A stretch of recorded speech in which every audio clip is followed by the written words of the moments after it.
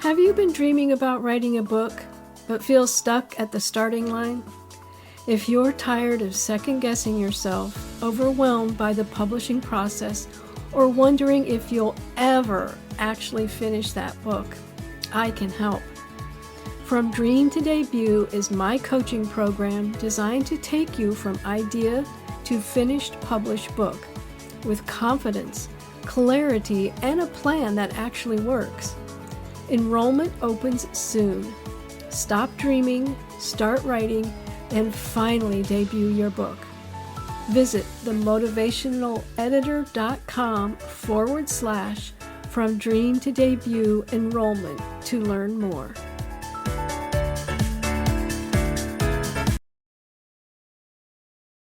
Welcome to today's episode of Reading Between the Lines. Today, I'm thrilled to have Nancy Manassero join me for an interview. And I do want to let you know up front that this is a heavy topic. So if you have young kids in home, you might want to put your earbuds in. Nancy is a retired nurse and has written a book called Heartmending. Let's see. God Can Heal Your Heartbreak from Sexual Abuse. She is an abuse survivor, and I am the mom of an abuse survivor. So I'm looking forward to a very interesting conversation today. So let's dive right in. And Nancy, you and I have already been talking a little bit, and we've both agreed that we hate that we've had to write these books because we know we have to write them because it happens. But what drew you to actually writing your book? Well, if I can be really honest, I didn't at first want to write this book. I wanted to write a novel. And I tried many times to write several novels, but I kept hitting a brick wall. And I was hearing that little still small voice saying, "That's not the book I want you to write." And I knew what God meant. And his voice also was saying, "Don't hoard your healing. People need to know what I've done for you so you can share how I've healed you and what you've learned and the wisdom I've taught you so that they can heal too." And so once I said, "Okay, Lord, I'll do it," then I wasn't hitting a brick wall anymore. I was able to sit down and just the story came out. And I really felt confirmation from the Lord that people need this. They needed your book when that came out.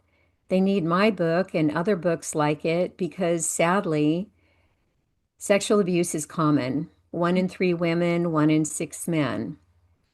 Those are pretty sad statistics. And they need hope. They need hope for healing. They need help and guidance and encouragement. So that's why I wrote it. Yeah. I like that terminology that you use, that God said, don't hoard your healing. I never thought about it that way. But yeah, it is very much when we've gone through that healing, but we don't share what we learned with others, then they're left to flounder on their own. And really, that's a lot of why I wrote the book I did. My book was published way back in 2007. I remember looking for similar books at that time, but my instance occurred way back in 1994. Amazon wasn't even around. If it was, I didn't know about it.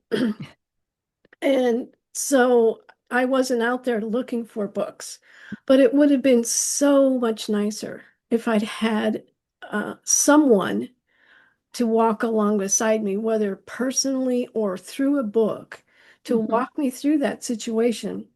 So that's very much where I know your book works, is that it's like having someone who's been there, who understands it all. I mean, nobody can relate to you as well as the person who's actually been through the same thing, whether Yep. it's the trauma of losing a spouse, losing a child, whatever the trauma might be, the person who's walked that same trauma can understand where you're coming from so much better. And it's so Yeah. much nicer to have somebody there that can encourage you, even if it's just through a book, because you can sit back and say, wow, I'm not alone in the way I'm feeling.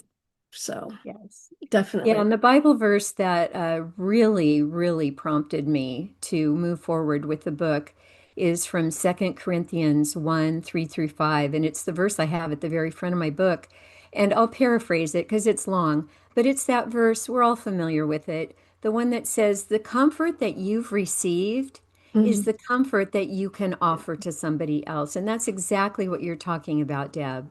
And what you've been through as the mom of a sexual abuse survivor and what I've been through, we understand what other people are feeling, what they're struggling with, the questions they have, the challenges they have, and so we can come alongside them and help them.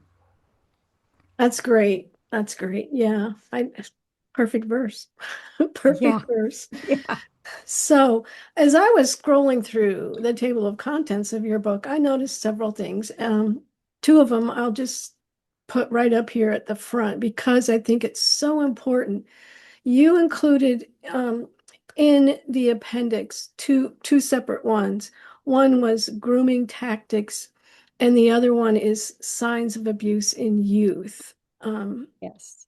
which I think is so important. I mean, had I known them, I would have recognized them, Hmm. but I didn't know them. So, and I know that my oldest son, who married and had a little girl, he educated his daughter on all of these things. And when Mm. she was young, and I mean, there was an incident at the daycare where there was someone in the daycare with her that was doing things that weren't right.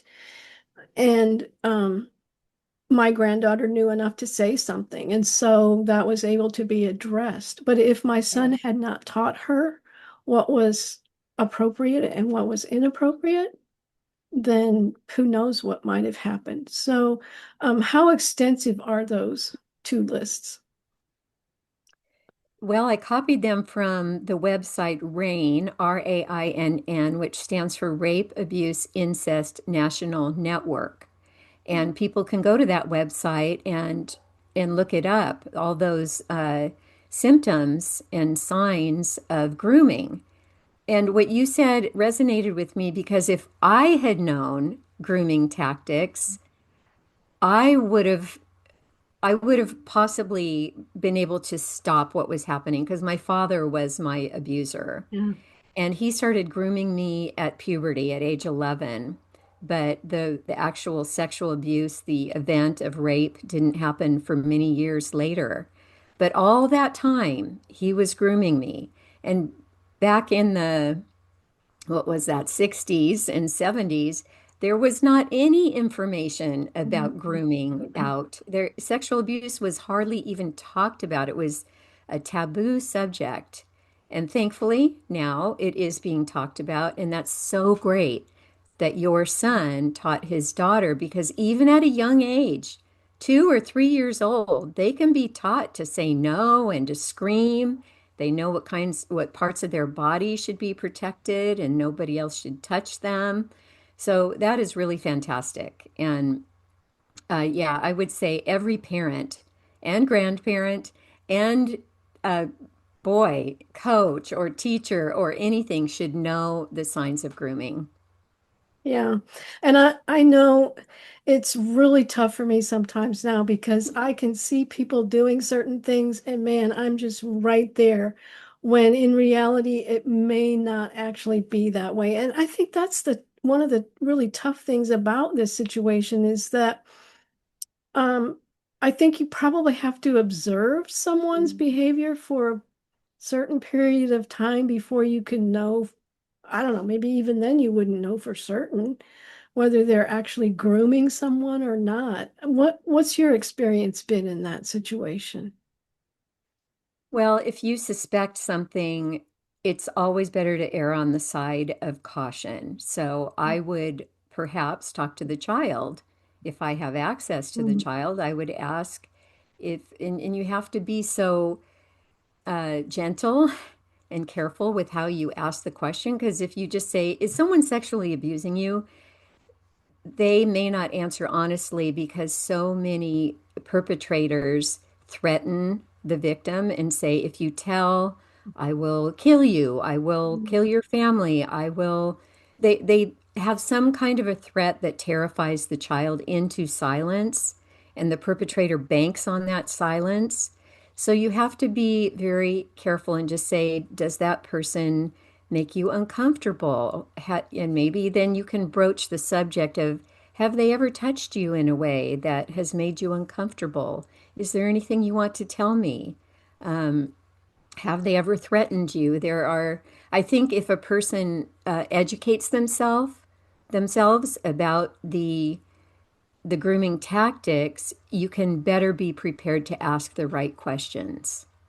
Yeah, great. Thank you very Mm-hmm. much for that. The other thing that caught me about your table of contents was the chapter on soul care. Mm-hmm. So help us understand, first of all, what that means. Okay. Yeah, we hear a lot these days about self-care. And I want to differentiate between the two because we don't hear as much about soul care. Self-care is something that we all need. We all need walks by the beach and times of just reflection. We might need a massage or going to the spa or getting our nails done or, these are self-care things that are important. But here's the difference. Those can all be done without a relationship with God. Soul care, on the other hand, is doing the things that are going to cause you to connect with God. So that could still be walking by the beach or walking through the woods, but praying, talking to the Lord, inviting Him into your life at that moment and what you're going through right then. Um, Soul care can be uh, times of stillness. Be still and know that I am God. This culture that we live in, we have a very hard time being still. Mhm. And Yeah. when we do take the time to be still, that is when we can be more inclined to hear his still small voice. Being out in nature and acknowledging his creation, connecting with God in nature. So many people say that when they're out in nature, whether it's a forest or the beach or walking through a garden or even being with animals, they feel a sense of awe. And I wrote about this in my book that even non-Christians will report a sense of awe and a sense of something bigger than themselves. Well, we as Christians know what that thing is that's bigger than ourselves. It's because he created it, and it makes us so full of awe, sometimes so speechless when we look at a sunset or we're gazing at some huge animal we're seeing in the forest. And all of these things nurture us at a deep level. And that's what we really need is that nurturing of our souls. You know, there's that hymn, It Is Well With My Soul. And I think we have to ask ourselves, is it well with my soul? We all need to ask that and ponder whether it is well with our souls because we all have soul wounds. And that's something I wanted to talk to your listeners about. There are 5 soul wounds, and I will name them one by one: betrayal, abandonment, rejection, humiliation, and injustice. Now, in the case of my story with sexual abuse, notice that I didn't name sexual abuse as a soul wound. However, you can find it in those categories: betrayal, humiliation, injustice. And then people with other kinds of soul wounds, whether it's betrayal from a spouse or just betrayal from a friend, some sort of injustice or humiliation that has occurred in your life, abandonment by a parent or a spouse. These are the deep, deep soul wounds that need to be healed, just like a physical wound. If you have a terrible physical wound, say like from an accident or some injury that you've had, and you don't go get that bone set or you don't get the sutures and the antibiotics, you're going to have problems. You're going to perhaps have an infection. You might have a limp the rest of your life, or you might have ongoing chronic pain if you don't take care of that physical wound. And it's the same with a soul wound. If you leave it to fester and you don't go to the Lord for healing, you will have a soul infection. You will have these are some of the ways that it might manifest itself. You might have unresolved grief. You might have difficulty in your relationships, difficulty making decisions, anxiety, depression. These are some of the ways that soul wounds manifest themselves. And it's a God-given thing for us to notice those as a red flag, where it's like God is saying, "Hello, I need tending. Do you hear me? Hello, over here. This is your soul talking. Mm. Help me. I need healing." And so God, he calls himself a healer. Jehovah Rapha means God, our healer, and he desires to heal our wounds. One of my favorite verses is Jeremiah 30:17. I will restore health to you and heal your wounds. Wow. So, um, how do we determine? I mean, is it important for us to know what that soul wound is, or is it just a matter of, I know my soul is wounded and I need healing? I think some people know what their soul wound is, and this is how they know because you define your life by before it happened and after it happened. Typically, it's Mm. something Mm. that was pivotal in your life. You can remember how you were and the kind of dreams and hopes and all the things that were going well in your life, and then this big bad thing happened, and then all of the things that happened after that that you still may be going through. As I mentioned a couple minutes ago, things like anxiety and depression. If you're struggling with those, but you don't know why, it's possibly related, I should say probably related to a soul wound that can be uncovered with doing some healing work, whether it's with therapy or in a support group or whatever. Well, that was going to be my next question, is a matter of how does someone go about finding healing for something like that? Yeah, I would say the very first thing is saying yes. And that is a very hard step. A lot of the people I've worked with, sexual abuse survivors, have said, I, I don't want to do that work. It's too hard. It's Mm. too painful. I don't want my husband to know. I don't want my family to know. I've carried this secret for a long time and I don't want to uncover it now. And there's a lot of fear. There are some potential bad things that could happen. Maybe someone would reject you. Maybe a friend would say, because it scares them. They don't know what to do with it. So it takes that first step of saying, "Yes, Lord, I'm going to take your hand and walk through the valley of the shadow of death, because it's a valley, it's not death, and you will be with me. And if you're with me, I can do it." So that's the big, huge first step. It's the big hurdle to get over is turning toward the pain and walking toward it.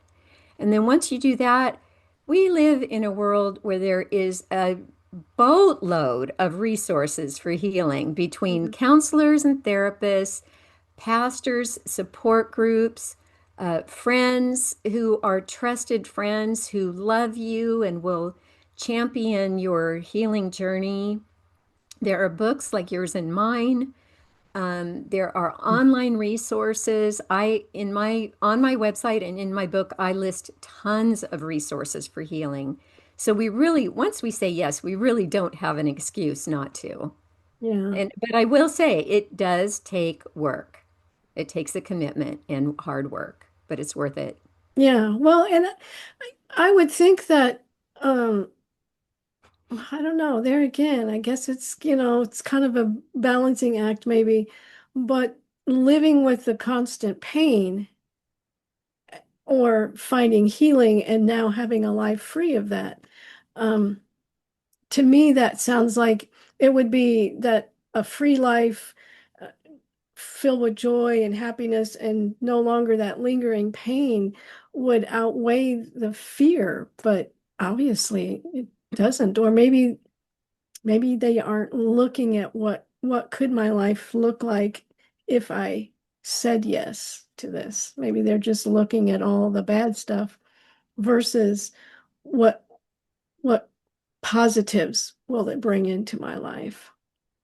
Yeah, for me, I had a lot of excuses not to heal for a long time, but it got to where the good outweighed the bad. And I got to the breaking point where I just said, I need to do something. I can't live like this anymore. I feel dead on the inside and fake on the outside. I'm smiling and telling everybody I'm fine, but I'm not fine. And I was hurting so deeply on the inside. Now, for sexual abuse survivors, one of the big reasons is shame. That wouldn't apply to all soul wounds, Yeah. but for sexual abuse, there's an element where I would say most of the women that I've worked with, shame has been a big part of their story. They feel largely responsible for what happened, and it's never their fault. It's always the perpetrator's fault. Yeah. But it takes work to get through their story and work with somebody and help them to see that it wasn't their fault, no matter what. Even if you were drunk. In my case, I was drunk. I've talked to a lot of women who were drunk. Um, in my book, I cite, I can't remember which state it is now, it might be Wisconsin, where they have a law that even alcohol is considered a date rape drug. Oh, wow. And then most states now have laws about consent. And consent is very important when it comes to a claim of rape or molestation. I don't know of anybody who's been sexually abused or had some type of sexual trauma that consented to it. If you're drunk, of course you're not consenting to it. And I mean, this is a whole very long conversation about shame and Yeah. consent and guilt and false guilt and all that, but I want anybody who's listening right now to just take this one statement and say it out loud. It was not my fault, because that is a starting place to overcoming your shame, and it's a starting place for healing. Right. Yeah. So much so. Shame kept me quiet for over 3 months before I told anybody in my family what was going on. And, I mean, I was the parent. It was like, well, I should have known this was going on. But that's what a lot of people don't understand is that this can be so well hidden that even the spouse, whether it's the mom abusing or the father, just is completely unaware of what was going on. Yeah. And that there again, yeah, you're right. Shame, I think, is one of the hardest emotions to get past. Hmm. So definitely. Well, let's Yeah. look. So is it possible to grow in our faith if we neglect our soul care? I would say yes to an extent, but because God is a healer and He wants to heal the deepest parts of you, if you're neglecting it, if you're putting it aside and saying, "No, Lord, I don't want to go there," you're quenching the Holy Spirit, and you're putting kind of like an obstacle between you and the Lord, because He's wanting to do this deep work in you for a specific reason. And I want to explain this. When we have a soul wound that is not healed, we are often very introspective. We're focused a lot on our pain, our suffering, our trauma. It's affecting everything. We have broken relationships, and it's very hard to do what Jesus commands, which is to love one another and love Him. And I believe that the purpose of our healing isn't just for God to say, "Yay, now you're healed, enjoy your life." No, it's so that when the inside is healed, then we can turn our eyes outward to all the hurting around us and start to live into the purpose for which we are made, which is ministry, ministry to one another. There's what, 39 one another's in the New Testament? It's very hard to do one another people when you're hurting and you're the one who needs to be one anothered. If I can make it into a verb there. Well, yeah, I didn't, I can't say I've ever counted the one another's in the New Testament. But that's a good point. Yeah. And that what's that saying, hurting people hurt people. Yes. So yeah, when we're hurting, it's very difficult to be compassionate or kind to other people. So Exactly. so what's one soul care practice that my listeners could apply today as they're listening? Well, I would like to suggest a soul care rhythm that they could start today. It's a daily rhythm. It's something that I endeavor to do. I'm not perfect at it. Nobody is. But it's a three-step thing that entails something you do in the morning, something you do during the day, and something you do at night. They're all very easy, and you can incorporate them into your day. Each of the three words starts with A, so I'll give you the three words and then I'll explain them. So the first one is appeal, the second one is abide, and the third one is assess. So in the morning, when you first wake up, you make your appeal to the Lord. If you set your mind on Him first thing and ask, which is that's what appeal means, is ask. Ask the Lord to come into your day, to be with you. You might be thinking about this appointment you have, or this person you're going to meet with, or this job you have to do. And so you just invite the Lord to bless it, to guide you. It only takes a couple minutes to do this. You can do it even before you get out of bed. Something I do is I look at the verse of the day on my Bible app, and that really it sets the tone for the day. When your mind is on the Lord and on His Word, it sets the tone for the day instead of picking up your phone and looking at the news or your social media, which, as we all know, that just causes anxiety when we do those things. So that's the first step, appeal. And a while ago, I sat down and I thought, I wonder how many minutes there are in a day and how many minutes can we give God? So I figured out I allotted 8 hours for sleep, so the other 16 hours awake. It's close to 1,000 minutes a day. So 1% of 1,000 is 10 minutes. Can't we all give God 1% of our day? That's not very much. And we should be willing to give him at least 1%. And okay, the second one is abide. And this is what we do throughout the day. Jesus asks us to abide. He basically tells us to abide in him, which just means to stay with him and to remain with him.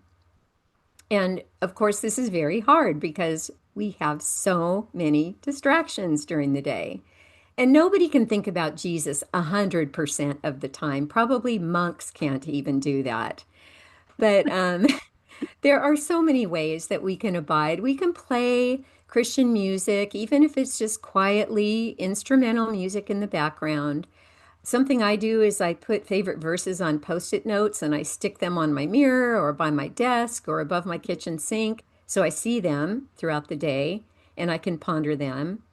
A practice of gratitude will actually change your brain. It will rewire your brain. And so every day I try to think of, and I write down in my journal one or two or three things that I'm thankful for. And I try to think of things that I take for granted. Like, I mean, on a bad day, I might say, "Thank you, Lord, that I'm breathing," because that's all I can come up with that day. Or "Thank you for my cup of Earl Grey tea," something like that. But abiding during the Lord is going to nourish your soul. That is a soul care practice. And then the evening one is assess. And this is what you do when you've gone to bed. You're lying there with your head on the pillow and you think about your day. And I think we all do this anyway. We think about our day, but what do we tend to think about? The problems, Mm. all the things that went wrong, and there's a tape loop about the conversations we had and why didn't I say this and why did I say this? But the practice of assessing in the evening is actually a practice that was developed in the 1500s by a Jesuit priest. And it's a French word, examen, which means examine. So you examine your heart, you examine your day. And he proposed focusing on two aspects of your day, the consolation and the desolation. We're very good at the desolation, all the things that went wrong. And Mhm. there's nothing wrong with thinking about them, but as you assess them, don't beat yourself up for them. If it's something you did, you confess it and wipe your slate clean. If it's something that was done to you that harmed you, this is your moment to forgive or try to forgive. Some things are very hard to forgive. So all we can do is say, Lord, I don't feel like forgiving. Help me to forgive. Change my heart. Give me a willingness to forgive. And then the consolation is think about the joys of your day. It could be the smallest thing, that wonderful coffee you had, or that person you happened to run into in the store and they hugged you and it made you feel special. But when we do that, it balances out that desolation, so we're not just focused on negative stuff, and we can thank the Lord for those joys. It could be the birds chirping, it could be the sun on your face. It doesn't have to be big things. Mm. And then we can go to sleep peacefully. So that's a soul care rhythm that I really recommend to people. I like that. And you've made it so easy to remember with the three A's: appeal, abide, assess. So, I mean, that would be something that I could just put into practice myself today, right? Yeah, yeah, it's really easy. So awesome. Well, thank you for being here today. You've shared so much. I mean, man, there's a ton of information packed into this, what, like 30 minutes that we've been talking. Is there anything that I haven't asked that you would specifically like to say to the audience? I would love to encourage anybody listening that if there's anything we've talked about that has resonated with you, please reach out to the Lord, first of all, and to someone you trust, whether it's your spouse, your friend, your parent, even your child. You might have an adult child you could talk to, a pastor, a therapist, a counselor, a coach. Um, there is somebody in your life who loves you and cares about you and would be able to hear your story without judging you or condemning you and would be supportive to you. I just, my passion is for people to heal so that you can be free. So I just urge you so much to start a healing journey for whatever it is that burdens your soul. And then know that, yes, it'll take hard work, but then you will be free and you will have so much joy that you can't even imagine right now. So I hope that that encourages people. I'm sure it will. Where can people find you? My website is nancymanassero.com, and Manassero is man, M-A-N, and then sorry to say ass like a donkey, A-S-S, and then the other three letters E-R-O. So man, ass, arrow, Manassero. nancymanassero.com. I'm also on Facebook and Instagram, and I do a monthly newsletter titled Hope for Healing. If people want to sign up, they can find that link in the show notes. And also, you can find my book, Heartmending, or another book I've written. It's actually a guided journal workbook titled Forgiveness Sets You Free, where I walk you through the steps of forgiveness. And those are both available at your website. Are they available at Amazon as well? They're on Amazon. Yes. Okay, great. Well, thanks again so much for being here. I've Thank you, learned Deb. I've learned a lot just in this 30 minutes. Like, whoa. Great. So, thank you for your time. And for my listeners, all those links that she mentioned will be in the show notes. And so I guess until next time, um, reach out to the Lord. Know that He will bring someone into your life. All you have to do is ask. Say, Lord, I want to heal. Bring someone that I can trust into my life that will help me through this. So, again, Nancy, thank you so much. Thank you, Deb. All This has right. been great. Bye bye, everybody.